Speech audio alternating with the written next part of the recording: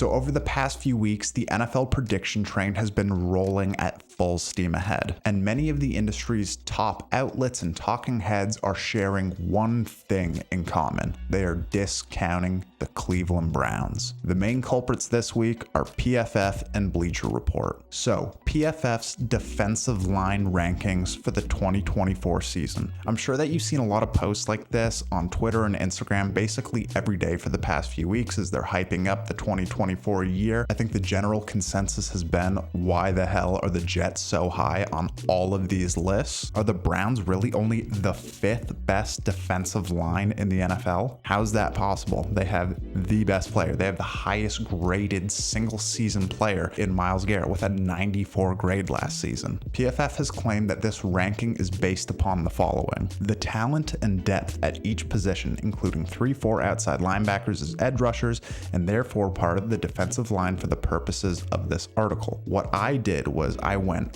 through all 5 of these units, every defensive lineman listed in PFF's database who had a 2023 grade, took their grades and then averaged it out to see what the average grade per player is in the units. Therefore, the highest grade should give you the highest average graded player, which should give you the order of the best teams from 1 to 5. This method shows the top 5 teams from 1 to 5 as the following: the Eagles with a 66.4 average grade, the Lions with a 64.2, the Browns with a 64.2, the 49ers with a 60.4, and the Jets with a 58 overall grade. Of course, this method is flawed because it's taking everyone in that unit. Some of these teams have 12 guys with grades, some only have 8. So what I did was take the top 8 from each unit. And again, this is PFF's own data. The results were the Eagles, number 1 with a 74.8 grade. Then the Browns, second with a 72.3 grade. Then the Lions with a 69.8 grade.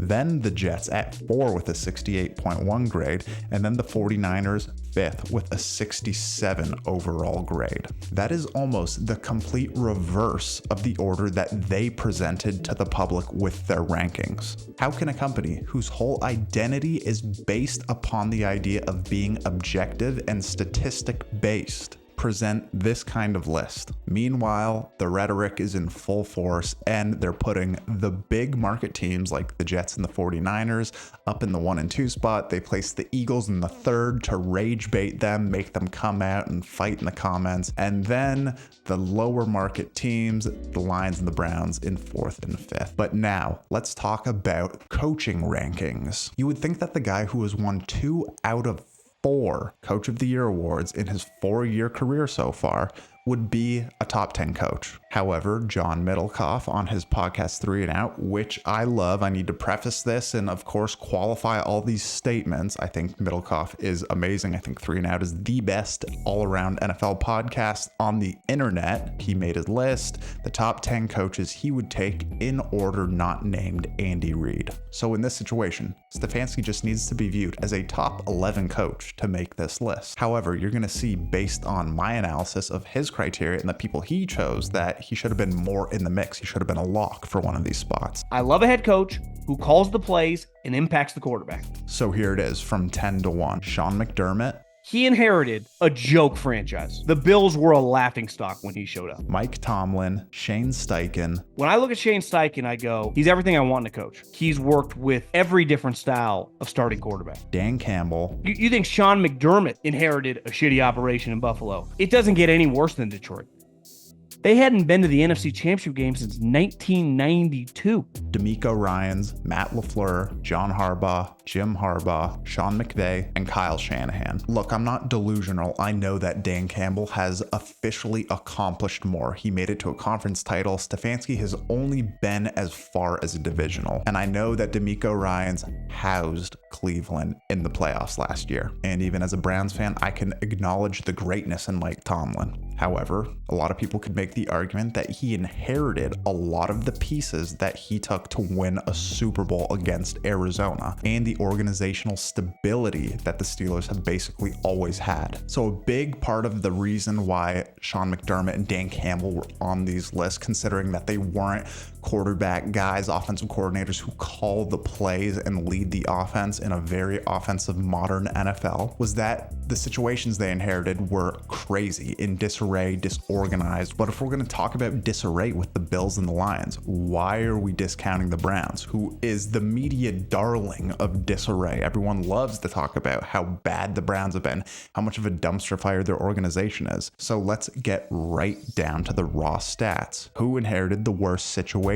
Campbell, McDermott, or Stefanski? I went into the 4 seasons before all of those coaches arrived to see what it was that they stepped into. The 4 years before the Bills hired Sean McDermott, between 2013 and 2016, they recorded the following records: 6-10, 9-7, 8-8, 7-9, for a total win-loss record of 30-34. Before the Lions hired Dan Campbell, in the period of 2017 to 2020, the Lions recorded the following records: 9-7, 6-10, 3-12-1, and 5-11, for a total win-loss record of 23-40. And now, before the Browns hired Kevin Stefanski, in the years ranging from 2016 to 2019, the Browns went 1-15, 0-16, 7-8-1, and 6-10, for an overall record of 14-49. 14-49. We also need to remember, McDermott, he had Tyrod Taylor in his first season, but then they drafted Josh Allen. Sean McDermott also has nothing to do with the offensive development of his team. Yes, there's a lot to do with the identity, and he's done a ton on the defense, but still, he didn't turn them into the offensive juggernaut that they have become with Josh Allen. Then with the Lions, Dan Campbell inherited Jared Goff, a guy who had already been to a Super Bowl and who is a better than average starter who knows how to lead a franchise. Kevin Stefanski inherited Baker Mayfield, who had not lived up to his hype outside of a pretty solid rookie season, but the guy was stepping into his 3rd offensive coordinator in 3 seasons. Then the following year, Baker destroys his shoulder.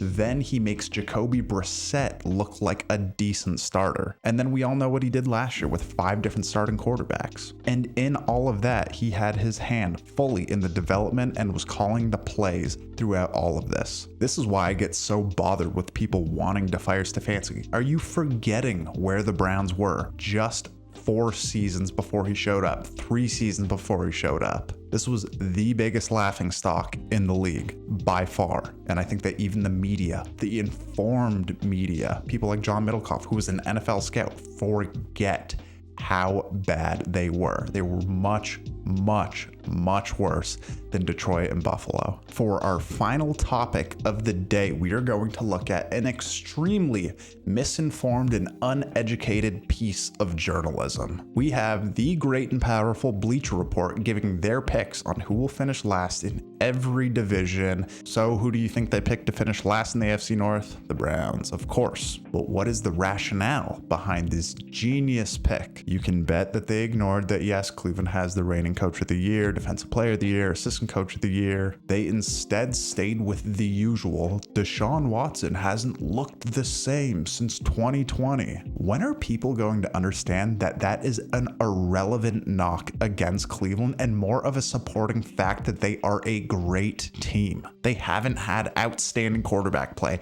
at any point. And if you think that Joe Flacco had outstanding quarterback play last season, you're sorely mistaken. Love Flacco. Last season was a blast. That was not high-end quarterback play. But here are the facts before we divert too much. Deshaun Watson was 5-1 as a starter last year. If you don't want to count Indianapolis, which I wouldn't, he was 4-1. The defense was top 3. They had 3 major injuries to their offensive line, and they played without Nick Chubb from week 3 and on. Meanwhile, the author of this article's argument is, with Watson under center, Cleveland has operated a run-heavy offense. What does that have anything to do with the Browns being the worst team in their division? The Ravens and the 49ers passed the ball the least out of any teams in the NFL and both finished number 1 in their conferences. He follows that that up that Watson in a run-heavy scheme is problematic because the Browns haven't given a timetable for running back Nick Chubb's return. Once again, the Browns won 10 games without Nick Chubb last year. He follows that up by saying, the Browns may have to rely heavily on Watson to play like the Texans' version of himself in the upcoming season,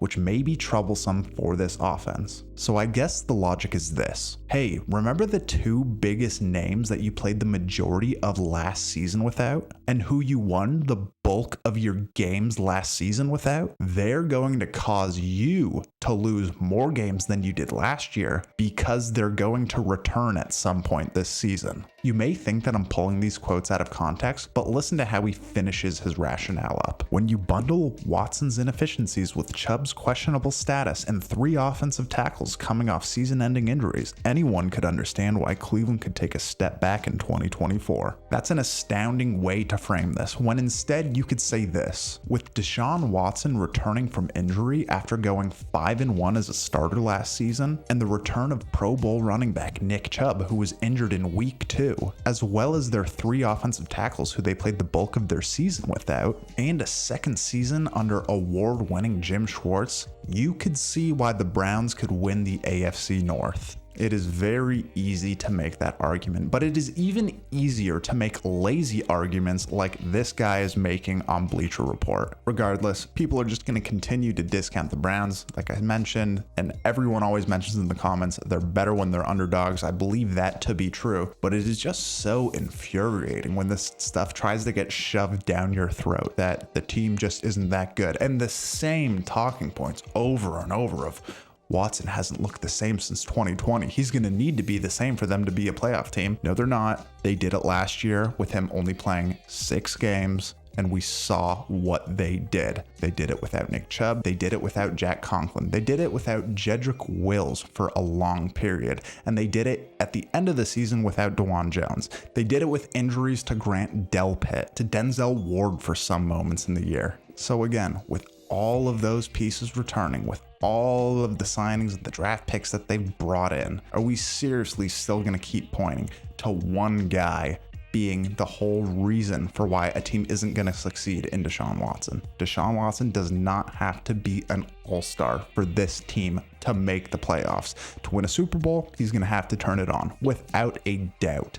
But this idea that they're going to be last in their division is asinine, and it is purely based on people being lazy and ill-informed on what this team is and what they constitute and what their coaching staff has done and has been awarded for doing. If you're putting out this garbage, you better know that people and psychopaths like me are scouring the internet and collecting receipts. If I am wrong, I will be the first to admit it. If this was 2015, 2016, 2017, I wouldn't have been on here saying that the Browns are going to be good. The Browns are going to be good. I'm a realistic person. I have not been confident about this team since Kevin Stefanski has arrived. And I am telling you, 2024 is going to be a good year, barring some unforeseen disaster. We have a long season ahead. There's going to be a lot of week by week changes, so make sure you are subscribed, hit the bell, please, and follow along because, like I said, weekly videos are officially back. Make sure you tune in next week. Probably going to do a video on Amari Cooper, that whole situation, maybe trading for Brandon Ayuk. We don't know. Maybe things will change within that point and now, but if you guys want to support the page, we don't do in-video sponsorships or anything. We're trying to do this grassroots and all that stuff, so head over to optimisticfanclub.com. Consider buying a sticker, and we're going to have some shirts and stuff coming out this year as well. So stay tuned for all of that. Thank you guys so much for watching. We will see you in the next one.